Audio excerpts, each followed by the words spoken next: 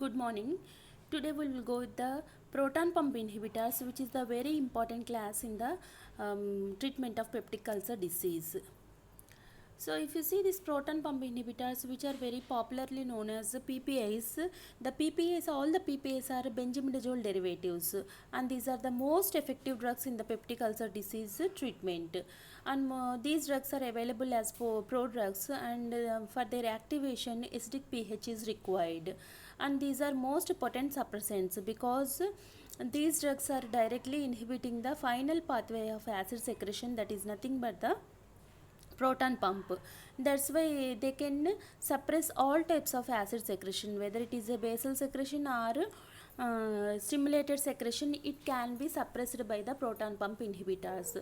And if you see the mechanism of action, these proton pump inhibitors are inactive as such because these are products, and they are carried in the carried to the bloodstream after absorbed from the intestine. Actually, they are formulated as enteric coated tablets because they can be destroyed by the gastric juice.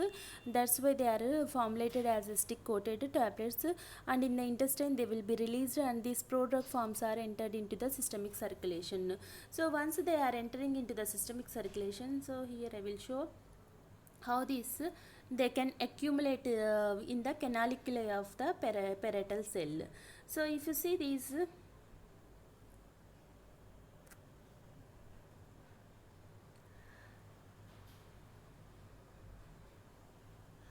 so here you can see the, if this is a parietal cell apical surface, so here you are having the blood vessel or whatever your PPS entered into the systemic circulation. From this blood circulation they will enter into the parietal cell, and from the parietal cell they can diffuse easily into this canaliculi. So here whatever these gaps are called as canaliculi, so they can easily concentrate into the canaliculi of the parietal cell because all the PPAs are weak bases, so they are having more affinity towards the acidic pH. So that's why they are coming into the acidic environment of the canaliculi. And now, so once they are accumulating here here you are having your whatever your proton pump, which is responsible for H plus, it is causing H plus efflux as well as potassium influx. So here if you see these drugs, that is these PPAs, then they can bind. So whatever the PPAs which are concentrated here, so here you can see whatever these dotted things, it is nothing but the PPAs which are accumulated in the canaliculi. So now these PPAs, they can come and bind with the proton pump. The proton pump binding, it will cause inactivation of the proton pump, so that the H plus secretion will be inhibited. This is the mechanism of action of proton pump inhibitors. And if you see these proton pump inhibitors, different proton pump inhibitors are there, like omeprazole, from omeprazole to the new year lansoprazole and rabeprazole are there. So all these can bind to different sites of the proton pump, but you can remember that mainly they can bind with the SH portion, sulfhydryl group of the proton pump, thereby they can inhibit this proton pump, and it is a irreversible binding. So once proton pump is inhibited means it is not reversed by any antagonist, thereby it is causing a potent suppression of the acid from the parietal cell. And here the PPS, as they can be degraded in the gastric juices, generally they require this enteric coating. So this is about the mechanism of action of PPIs. Next, coming to the pharmacokinetic, as they are formulated as enteric coated tablets, their absorption is from the intestine, and food can interfere with the absorption. So the best time to take this PPAs is 30 minutes before the first meal of the day. That is the best time to take the PPIs.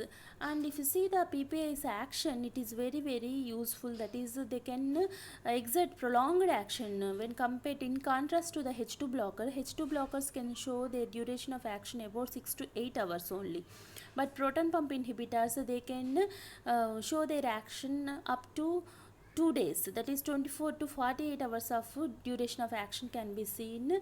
And even though the plasma half life is very less, their action exists for the more time. and these are the drugs which are having very high protein bound nature and generally metabolized in the liver by CYP, 2C19 as well as CYP3A4, and also they are undergoing sulfate conjugation, that is both oxidation as well as sulfate conjugation are the common metabolic pathways for the PPAs.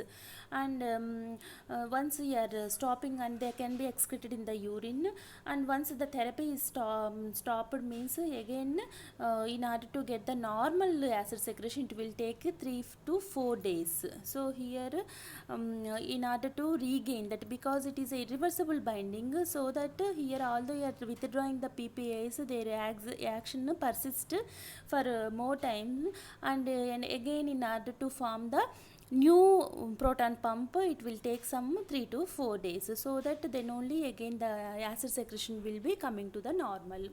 And adverse effects, generally they are having tolerable effects only. Mainly GI side effects are there like diarrhea, abdominal pain and nausea. Along with this, some CNS side effects like dizziness, drowsiness can be seen along with headache. And long term, very long term use may lead to the deficiency of the vitamin B12, because once they are inhibiting the acid secretion means along with the acid the intrinsic factor secretion is also inhibited. This action is same for H2 blockers as well as for the proton pump inhibitors. But in case of the H2 blockers, generally the vitamin 12 deficiency doesn't occurs, but the long term use of PPAs may lead to the vitamin B12 deficiency, because the long term use may interfere with the intrinsic factor synthesis, which may reduce the vitamin B12 absorption. And after long term use, if you are stopping this PPIs, there can be the rebound increase in the acid secretion, so which may lead to hypergastrinemia, which in turn can there is possibility of gastrointestinal tumors, carcinoid tumors. So that increased gastric acid secretion may convert into carcinoid tumors. That is also one disadvantage of this PPS, but it occurs only after the long term use. There can be the probability, we can't say that in all cases it happens, but there is a possibility. Coming to the drug interactions, there are so many drug interactions for various PPAs. Lansoprazole is one of the PPA which is having more and more drug interactions. So if you see the lansoprazole, it is a weak inducer of CYP1A2 and concurrent administration may lead to increased theophylline clearance. And if you see the omeprazole, in contrast to an lansoprazole, omeprazole is an enzyme inhibitor. It is mainly inhibiting CYP2C9 as well as 2C19 isoenzymes, so that it can increase the toxicity of the other drugs which are undergoing the metabolism by the same enzymes like warfarin, phenytoin, diazepam, etc. So there can be the chances of the toxicity of that drugs like phenytoin. And it can also increase the concentration of the cyclosporin. And if you see the clarithromycin increases the esomeprazole concentration. Like this, we are having so many drug interactions, and lansoprazole can reduce the efficacy of the oral contraceptive pills by increasing its metabolism. Like this, we can say that lansoprazole is one of the drug which is precipitating more drug interactions. So whenever the PPIs are given, you have to check for all these drug interactions. Coming to the clinical uses, so whatever the clinical uses are there for H2 blockers, all those clinical uses will be there. H2 blockers as well as PPIs are having same indications, but PPIs are having more potency, or they are more effective when compared to the H2 blockers. So they can be used. Omeprazole is available as OTC drug for heartburn, and they can be used in both duodenal as well as the gastric ulcers in the treatment of GERD.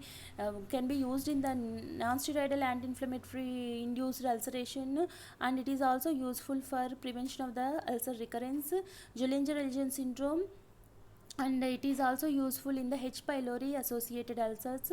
So generally H. pylori eradication, along with the H. pylori eradication, you have to go with PPAs in the whatever these different regimens which can be useful for treatment of H. pylori associated PUD. and it is safe in children, safe as well as effective in children, and can be used in erosive esophagitis and GERD. And generally in the high risk that is in high risk bleeding patients, intravenous PPAs can be used. And if you see the dosing, generally they are taken as a single dose, because if you see the duration of action, it is long, so generally single dosing per day is enough.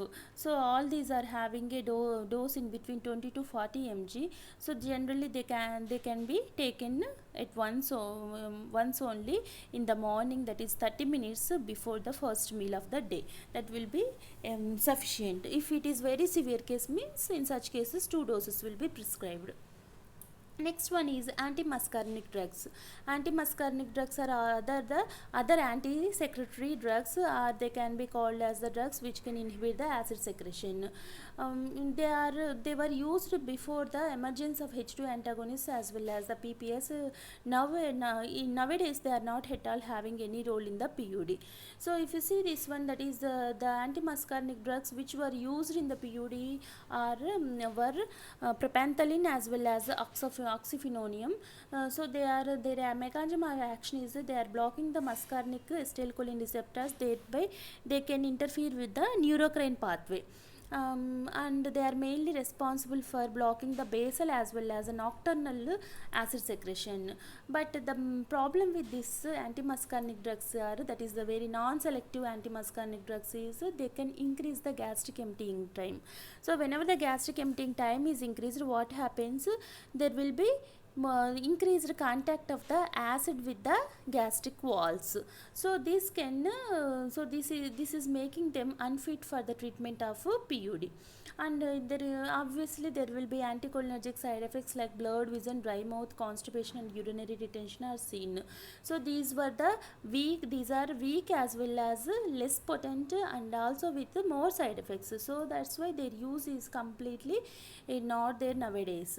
And there are some specific selective M1 antagonists are there, that is pyrangiapine and telangiapine, which were marketed in Canada and Europe, but nowadays they are not marketed there also. So if you see, and they were not never marketed in India. And the mechanism is mainly they are responsible for blocking M1 receptor selectively, so that here they are having less side effects, less and that is antimuscarinic side effects. But anyway, antimuscarinic drugs are not used nowadays, that you have to remember. Next one is the prostaglandin analogs. So if you see the prostaglandin analogs, you know that PGU2 receptor, that is the EP3 receptor activation, leads to cyclic AMP pathway inhibition, which in turn leads to the inhibition of the proton pump. So that here these are PGE2 inhibits the acid secretion by inhibiting cyclic AMP as well as the gastrin, and it can also stimulate mucus. It also secretes the mucus secretion as well as the bicarbonate secretion. So here there are two mechanisms for the PGE2. That is, one is they can inhibit both paracrine pathway as well as endocrine pathway, that is one mechanism. The second one is, along with decreasing the offensive mechanisms, they can increase the defensive mechanisms by increasing the blood flow to the GAT, thereby increasing the mucus as well as the bicarbonate secretion. If you see the adverse effects, the commonest side effect is diarrhea and colicky pain, because it is causing increased intestinal motility. So that might be reason for the diarrhea and colicky.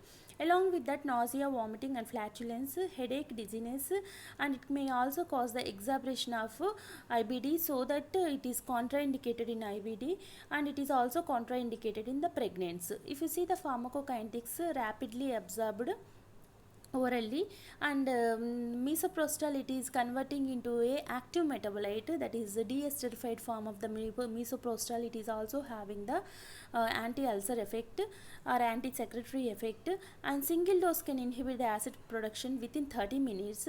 The therapeutic effect peaks at 60 to 90 minutes and lasts for up to 3 hours. Food and antacids can decrease the absorption and mainly excreted in the urine. T half is very less, that is 20 to 40 minutes. So the main drawback of these prostaglandins is they are expensive.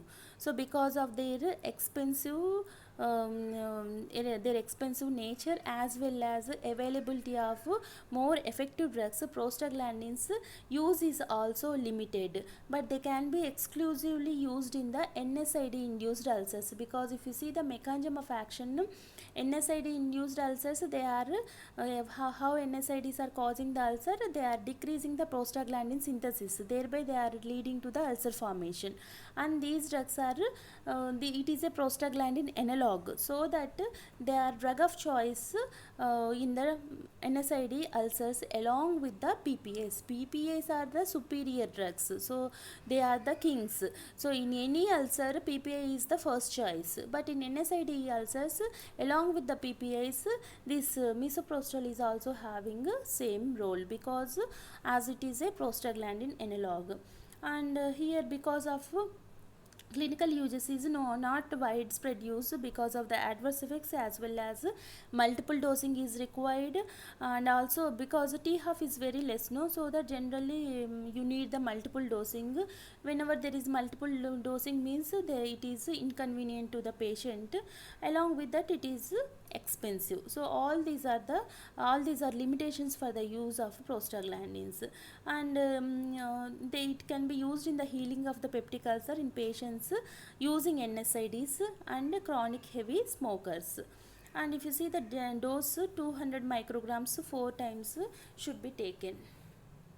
Next one is the mucosal protective drugs. So mucosal, if you see all the previous drugs, they are mainly except prostaglandin analogs, all others are interfering with the acid secretion. That means they are responsible for decreasing the offensive factors, or they are responsible for decreasing acid as well as the pepsin secretion, which are the offensive factors. But if you see the mucosal protective agents, they are not at all concerned with the acid secretion, but they can increase the protective mechanisms or the defensive mechanisms in the GIT. That is the mechanism of action of all the mucosal protective drugs. So the first one is sulfate, complex of sulfated sucrose with the aluminum hydroxide. So as it is having the aluminum hydroxide, it is also having weak antacid property, but this weak antacid property is nothing to do with its anti-ulcer nature. The anti-ulcer activity offered because of the sucralfate is because of its mucoprotective nature only. And mechanism of action is at acidic pH, this sucralfate can cross-link and produce a viscous sticky polymer, and this sticky polymer can easily adhere to the epithelial cells of the GIT and also to the ulcer craters, and this will stick up to 6 hours after single dose. And it is also, so this sticky gel-like thing is also responsible for inhibiting hydrolysis of the mucosal proteins by the pepsin. That is, they are also responsible for decreasing the proteolytic effect of the pepsin. So it is completely offering the protection of the GIT or GI walls or GI mucosal layer by the physical means. So completely because of its physical property of that sticky gel-like formation and adherence to the GI wall, it is giving the physical protection to the mucosa, that is gut mucosa, as well as already formed ulcer craters. And it is also responsible for stimulating the prostaglandins and epidermal growth factors. Thereby it can increase the defensive factors, and it is also capable of absorbing the bile salts. The main adverse effect is constipation, blackening of the stools and darkening of the tongue. And sucralfate, it is completely showing a local action, so it is not meant for the systemic action, just it is forming a protective layer over the mucosal surface, so that there is no need of a systemic action, but 3 to 5% will be absorbed into the systemic circulation, which may precipitate aluminum toxicity. That is one of the disadvantage or adverse effect. So long-term use may precipitate aluminum toxicity, especially in the patients having renal impairment. So the main limitation for the sucralfate use is the dose is very high, so you have to take the sucralfate at least 1 gram, and 4 times you have to take, that is after 3 major meals as well as at night before bed you have to take the sucralfate. So that is high dose as well as frequent dosing, it is making the sucralfate it unfit, or it is making it less important drug in the treatment of peptic ulcer treatment. Along with that, it is not at all concerned with any acid inhibitory action. It is only having the protective mechanism. So if you see the drug interaction, as it is having that sticky nature, it can absorb so many drugs, and it can reduce the absorption of those drugs. So generally at least 2 hours gap should be maintained between sucralfate as well as administration of other drugs. And if you see the clinical uses, in the duodenal ulcer, active duodenal ulcer, 1 gram twice daily is used for the maintenance therapy, and it can be useful for the prophylaxis of stress ulcers also. And other than peptic ulcer disease, it can be used in the treatment of oral mucositis as well as bile reflux gastropathy. And it is also useful in the treatment of radiation proctitis as well as solitary rectal ulcers. Generally in these cases it is used as enema. Sucralfate enema is used. For PUD, sucralfate suspension is available, but for here you have to use sucralfate enema is used. So here it should be taken on the empty stomach because acidic pH is required for that cross linkage formation. The cross link of sucralfate and whatever that viscid gel-like thing will be formed only below pH 4. So that's why it should be taken on empty stomach 1 hour before meal. Usual dose is 1 gram 4 times daily. And here generally antacids, because if you are taking the antacids, it will raise the pH of the stomach. So in such cases sucralfate cannot act. So that here antacids, co-administration of the antacids with the sucralfate should be avoided. At least 30 minutes gap should be there in between the dosing. And one more important mucoprotective agent is colloidal bismuth substrate, which can heal the ulcer 60% whenever using for 4 weeks, and there can be 80% reduction in the ulcer whenever it is useful for 8 weeks therapy. And it is also its use is also limited like sucralfate because of inconvenient dosing schedule. Mechanism of action is not clear, but it might be because of increased PGE2 as well as the bicarbonate synthesis, and it may also precipitate mucosal glycoproteins. And one more very important and interesting action about this colloidal bismuth substrate, which is generally called as CBS. It can detach the H. pylori, so that it can be used as one of the drug in the triple regimen for the H. pylori eradication. And the bismuth substrate can be combined with ranitidine to form ranitidine bismuth citrate. Upon hydrolysis, bismuth salts as well as ranitidine will be separated, so that you can have the anti-ulcer activity or anti-secretory activity which is offered by ranitidine, as well as mucoprotective action which is offered by the bismuth salt can be there. Side effects: blackening of the tongues, stools, and bismuth toxicity is one of the main drawback, which may lead to osteodystrophy and encephalopathy. And co-administration of the antacids can decrease the efficacy of these CBS. And clinical uses are, it can be occasionally used because we are having the better drugs better drugs compared to the CBS, so that occasionally it can be used as a component of the triple regimen. Dose is 120 mg 4 times a day. So those which have to be taken for 4 times a day, they are making the dosing very inconvenient to the patient. So it is once a day administration or twice a day administration means it will be okay, but whenever we are having 4 days administration means generally there will be no patient adherence will be there, so which may cause the therapeutic failure of that particular drug. Next one is ulcer healing drugs. Carbenoxolone sodium is the ulcer healing drug, which is actually an outdated drug because of its side effects, and we are having better drugs when compared to that carbenoxolone. So the main side effects are hypertension, sodium water retention, hypokalemia. But here one thing you have to remember: this ulcer, although we are giving the heading ulcer healing drugs to the carbenoxolone, nowadays these ulcer healing drugs, this can be adapted to all the anti-secretory drugs, that is H2 blockers, prostaglandin analogs, PPIs. All these can be called as ulcer healing drugs nowadays. So you can call them as ulcer healing drugs. So whatever the mechanism, finally they are responsible for that healing of the ulcer crater. So all those anti-secretory drugs are very well known as ulcer healing drugs. Coming to antacids, antacids are the primary drugs for the treatment of the peptic ulcer disease earlier, and they are mainly responsible for relieving the symptoms of the dyspepsia. Especially they can relieve the symptoms of GERD, that is gastroesophageal reflux disease.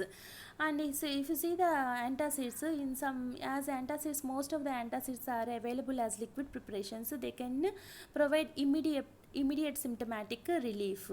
And because of this rapid response, they can be there is abuse.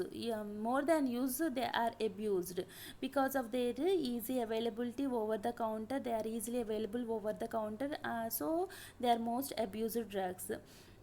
And in some cases of H. pylori eradication, that is in some of the uncomplicated duodenal ulcers, after H. pylori eradication, still the symptoms will exist. In such cases, to manage that symptoms, these antacids can be useful, and generally they are prescribed at an optimal dose at 1 to 3 hours after each meal. So antacids should be taken after the meal and at the bedtime to reduce the pain.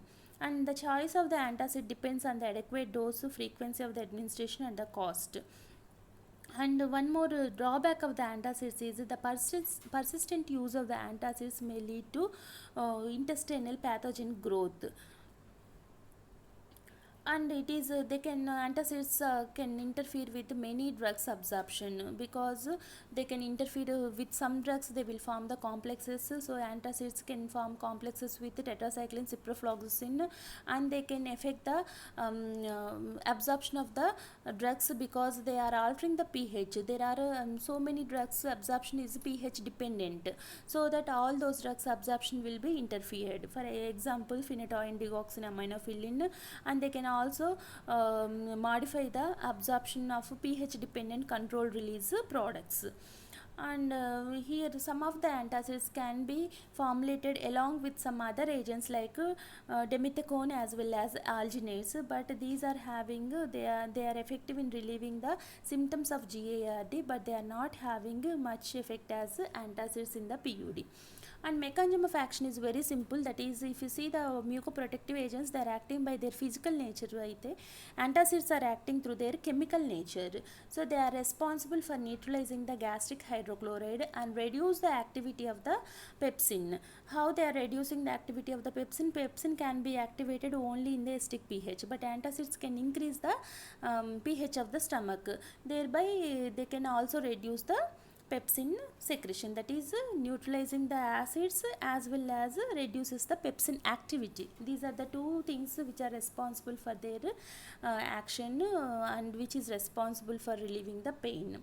And potency of the antacid is generally expressed as acid neutralizing capacity, ANC, that means acid neutralizing capacity. Acid neutralizing capacity is nothing but the number of milliequivalents of one normal HCl that are brought down to pH 3.5 in 15 minutes by a unit dose of preparation. That means if ANC is more, that is the acid neutralizing capacity is more, means your antacid is very efficient. Coming to different types of antacids, there are systemic as well as non-systemic antacids. Systemic antacids, example is sodium bicarbonate, which is white, water soluble, absorbable antacids. It is effective and rapidly acting antacid with short duration of action. So if you see the ANC, it is 12 milliequivalents. So 1 gram of sodium bicarbonate can neutralize 12 milliequivalents of HCl, that is, it will bring down the pH of 12 milliequivalents of HCl to 3.5 within 15 minutes. And here if you see this reaction, so here if you see the sodium bicarbonate, how the sodium bicarbonate acting, so here Na2CO3 plus it is HCl, it is neutralizing the HCl, so that it is giving NaCl, a salt, as well as a CO2 plus H2O. So here there is a release of the CO2. So there is a release of the CO2. This CO2 is the release, that is there will be formation of the CO2, and that CO2 is released, which is one more useful thing. So that carbon dioxide liberated during the neutralization provides relief from the abdominal discomfort in most of the patients.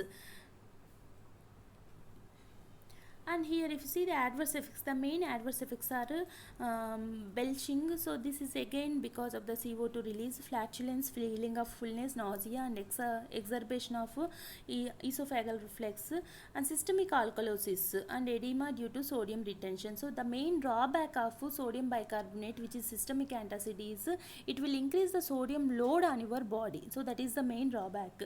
Therapeutic uses generally used at a dose of 1 to 5 grams, and it can be useful other than antacid. It can be used as used in the treatment of metabolic acidosis, and it is also useful for the alkalization of the urine, like where alkalization of urine is generally required for poisoning of acidic drugs like barbiturate poisoning. And it is also useful as a topical preparation, where it can be used as an antipruritic solution. It is available as eye wash, mouthwash, and it is also available as ear wax. And next, coming to the non-systemic antacids. So if you see, there are so many non-systemic antacids, but there are limitations for this. So if you see, main that is very popular non-systemic antacids are aluminum as well as the magnesium salts. So if you see the aluminum salts can cause constipation, whereas magnesium salts can cause the laxative effect. So that generally in most of the antacid preparations, aluminum as well as the magnesium salts are combined. And if you see this, all the non-systemic antacids, they are insoluble and poorly absorbed. That means they are exerting completely local action, and they can react with the acid in the stomach and convert into corresponding chloride. Hydroxide as well as the carbonate or trisilicate base combined with magnesium, aluminum as well as the calcium. So if you see the calcium, although calcium salts are available, they are also not preferred when compared to magnesium as well as aluminum salts, because they can lead to the calcium load. And here if you see the whatever that chloride salt, again, so if you see the chloride salts, the formed chloride salt can react with intestinal bicarbonate and regenerate the bicarbonate. So if you are using the chloride salt, there will be no net gain or loss. If next, coming to the one of the example, aluminum hydroxide gel, it is a white suspension or dry gel. It can form a protective layer over the ulcer crater, and 1 ml neutralizes 1.2 to 2.5 milliequivalents of acid. Adverse effects are constipation, and it may also lead to osteomalacia and encephalopathy. Generally the dosing is, if it is a gel form, 4 to 8 ml for every 24 hours, and if it is tablet, 0.5 grams of tablets are available, which should be taken 1 to 2 tablets thrice a day. And if you see the magnesium trisilicate, it is also a fine white tasteless powder, and it forms hydrated silicon dioxide, which forms a gelatinous coating over the ulcer created. 1 gram neutralizes 9 to 11 milliequivalents of gastric acid. So if you see the adverse effects, mild diarrhea as well as renal failure, it can cause CNS depression. Whenever there is renal failure in patients, it may lead to the CNS depressions. Dose is 2.4 grams, 2 to 4 grams every 1 to 4 hours. So here the main limitations for the antacids are, one thing is they are less effective, that is just by neutralization they are acting, they are not at all concerned with the acid production. And one more thing is, whatever the duration of action is very less, so generally the action will last for some 2 to 3 hours. So that's why frequent dosing is required. Whenever you are going with the frequent dosing, there can be some other problems like side effects, as well as increased tendency of pathogenic bacteria development. All these are there, so that's why their use is limited, but they are, as they are available over the counter, they are abused. At the same time they are abused. And most of the that is the popular antacid preparations contains the aluminum as well as the magnesium salts, because the other salts, that is calcium, sodium salts, they are having their own limitations.